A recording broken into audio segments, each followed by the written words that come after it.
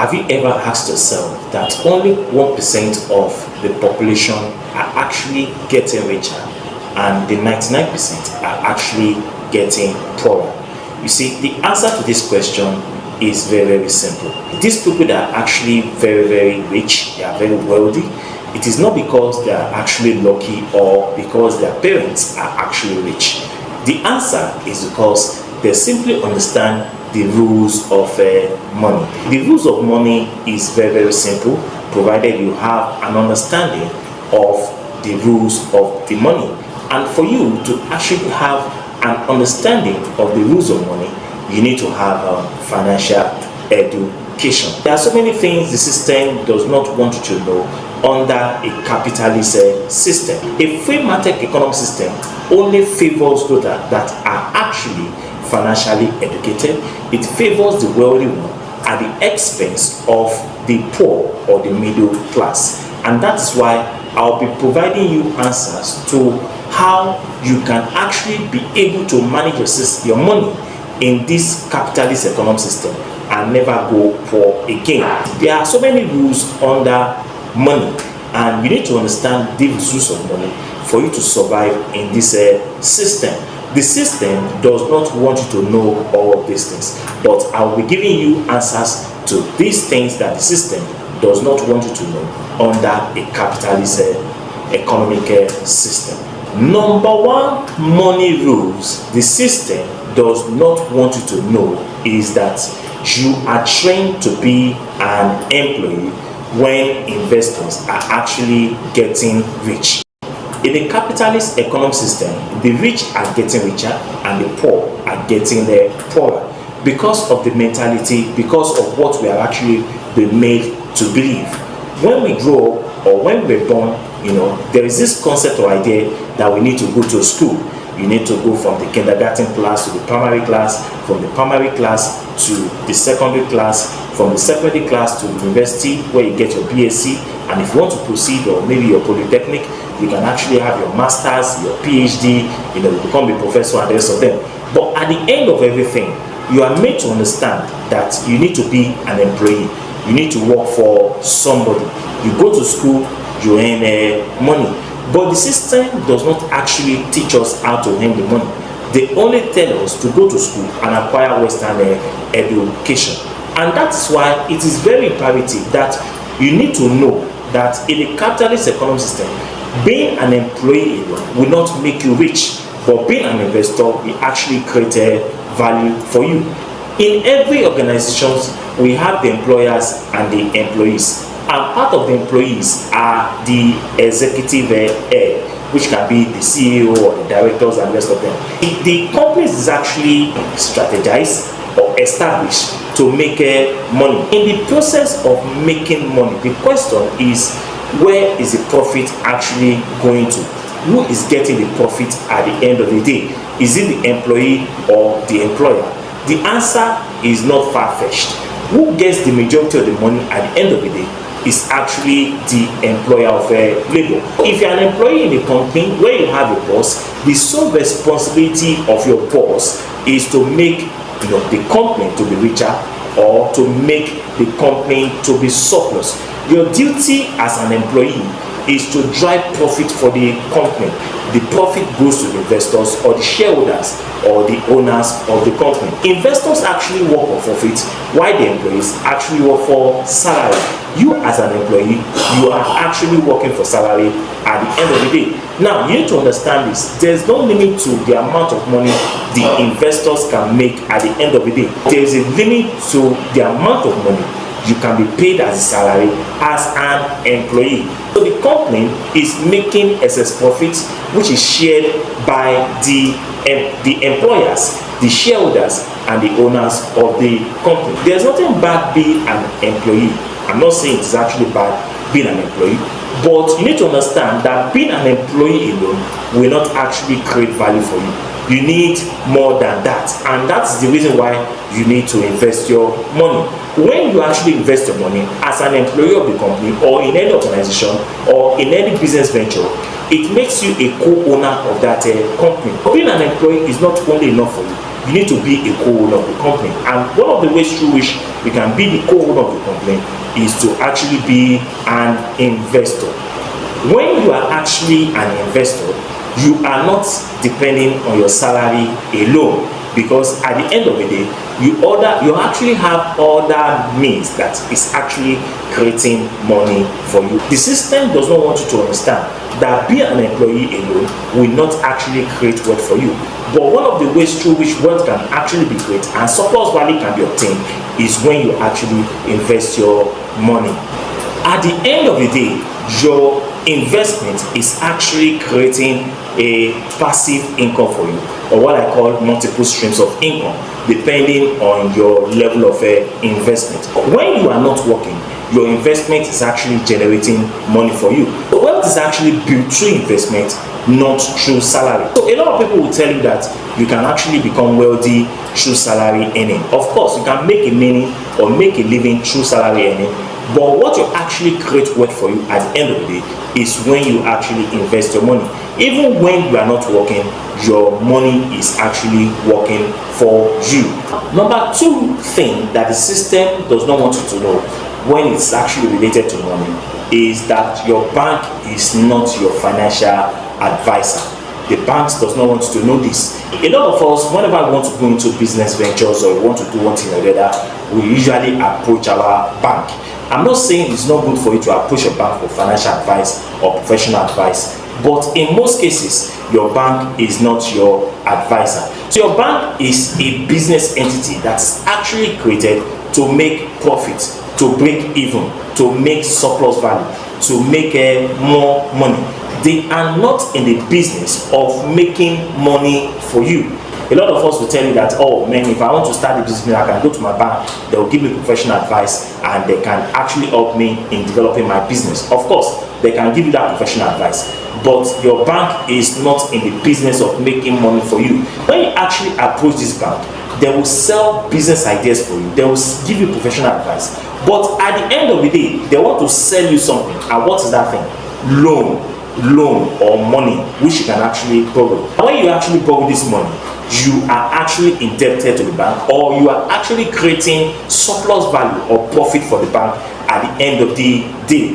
When you actually take their business advice and they actually send out loan advice to you and you apply for that loan and you get it at the end of the day, you are making the bank to be more richer. So I'm not saying you should not go to your bank for advice, but your banks will never tell you this secret. Number three things that the system does not want you to know when it relates to money is that looking rich does not equal being rich. A lot of us, we make these big mistakes when it comes to looking rich and not being rich, because we are now in a world, in a system where we are now in what I call a materialistic society, where people, what you wear, what you drive, the kind of place you live is actually used as a form of a social stratification to measure your level of wealth. But you need to understand that most of these things are just a mirage, that a lot of people are actually looking rich, but in reality, they are not rich. A lot of people prefer to look rich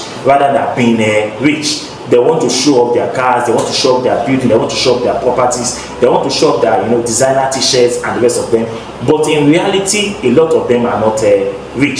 So there's a difference between looking rich and being rich. A lot of people can afford to look rich. They can afford to look rich because there's actually credit facilities, there's a loan, there's buy now, pay later, easy buy and the rest of them. So they can afford to look rich, but in the reality, they are not rich. In the reality, they are not having any form of investment. They are paying or making other people to be rich simply because they want to look rich. But when you talk about being rich, they are not rich. So it is easy to look rich, because everybody wants to sell you what I call debt. Because we are now in a society where everybody actually wants to sell you debt. They want you to come and borrow money. When you borrow money, you pay interest at the end of the day. So it is easier for you to actually look rich in this economic system or capitalist system because you have access to a lot of credit facilities, you have access to loans, you have access to easy buy, you have access to buy now, pay later, and it does not even affect only phones or electronics. You also have access to cars, to housing, mortgage, and the rest of them. So people can actually look rich because they have access to most of these things.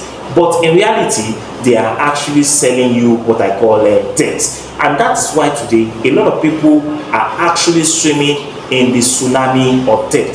They find themselves in the ocean of debt that if care is not taken, a lot of people are going to be swallowed at the end of the day. It's possible then to actually sell you this, rich products, finance your project. So it's easy for them to sell it to you because a lot of us are always eager to be indebted. When we have this opportunity or we see opportunities where we can actually borrow money, we don't even look at the background, what is the interest rate of whatever, provided the money is coming, we don't care. And that's why at the end of the day, most people will have finished collecting this money before they now realize that they have made a very big mistake. But by then it's already late because you have signed it, you have taken the money, and there's nothing you can do about it. So whether you like it or not, you have to pay that money. Investment is the key to the future, but not looking rich, because a lot of people are looking rich today, but deep down they are not rich. They are debtors. They are paying, one particular debt or another at one particular time or the other. When you actually start investing your money, you are actually making yourself to be rich, because over time your money will begin to compound. When you start, you lose very small, but over time that money is going to look big when you are actually being able to go through what I call the decade of sacrifice. Just because you have nice things, you have nice cars, you live in a very good environment, or you pay a lot of millions for your house, you are wearing designer shirts, you are wearing designer wristwatch, shoes and the rest of them, clothing and the rest of them, that does not justify that you are rich. It does not mean that you are rich, and it does not mean that you can afford those nice things, because at the end of the day, most of these things are funded by credit facilities, credit cards. They are funded by debt. So we are now in a materialistic society where people can afford to look rich, but they are not actually rich. In other words, most people are living what I call a mirage or utopia or fictitious life. The number 4 things which the bank or the system does not want you to know is that there is more than one way to wealth. There is more than one way to wealth. You see, a lot of people believe that becoming wealthy is actually a one-way direction. But I need to let you understand that if you want to become wealthy, there are so many ways through which you can become wealthy. It depends on what actually works for you. You can become wealthy through investment. You can become wealthy by creating your own company. You can become wealthy by buying a company. You can become wealthy by through what I call startup. You can become wealthy through what I call buying crypto. You can become wealthy by buying shares. You can become wealthy by so many ways. There are so many ways through which you can actually become wealthy. So you need to understand that becoming wealthy is not a one-way traffic like a lot of people will always assume. That if I want to become wealthy, I have to do the kind of business Aliko Dangote is doing. If I want to become wealthy, I have to be doing the kind of business Otedola is doing. If I want to become wealthy, I need to do the kind of business this man called the owner of the Globacom is actually doing, Mike Adenuga. No, it doesn't mean you have to do their own business. And that's why I'm saying that the system does not want you to know that there are so many ways through you can actually become wealthy. So it's actually your choice. Do you get it now? It's actually your choice. It's actually your determination. It's actually your resiliency. It's actually your being focused. It's actually how resilient you are. It's actually how focused you are if you actually want to become rich. And that's why becoming rich is not a do or die affair. It is not as hard as people actually make you to understand. Because becoming rich is actually a decade of sacrifice, something that you have to go through over a period of time. And if you can enjoy it at least for a minimum of 10 years, I can guarantee you that you are going to become rich. The internet is filled with so many ways to become wealthy. So you need to find the right path for yourself. That is the one that will actually work for you. So when you invest your money, it simply means you are putting your money to work. You need to understand that when you are actually investing your money, you are putting your money to work. Your money is actually working for you. your money is actually growing for you. And that's why you need to be very patient, you need to be very resilient, you need to be very strategic, you need to be focused when you actually want to become wealthy. That is, you should not be distracted. It's actually a decade of sacrifice, and you must put in more, because the more you put in more money, the more there's every tendency that you can actually become rich. Just like when you plant a tree, it becomes like a baby, you start germinating. Over time, that little plant can actually become a giant in the next 10 years. The same thing applies in the business world. So becoming rich is actually a decade of sacrifice. So you could invest in so many things depending on your choice. You can invest in real estate, you can invest in crypto, you can invest in shares, you can invest in stocks, you can invest in startups, or you can even buy a business like I've stated earlier. So the choice is actually yours. So there's no one way to become rich. So you don't need to copy or imitate other people before you can actually become rich. So you need to find the right path for yourself. And there are so many things that you can actually do to actually become wealthy. You can actually invest your money into Dow Jones or Nasdaq or ETFs, what I call equity trust funds. You can invest your money into index. You can invest your money into S&P 500. You can invest your money into, crypto. A lot of ways that you can actually become rich. So the choice is actually yours. Number 5 thing that the system does not want you to know is that the credit score is actually a scam. I've come across people that will tell me that I have a very high credit scores, and because I have a high credit scores, I can have access to loans, I can be able to collect money at any particular point in time. That is more easier for me to have access to money. But they fail to understand that the credit score is actually a scam. Why is it a scam? I will explain it. You see, a lot of people believe that their credit score is actually a wealth score.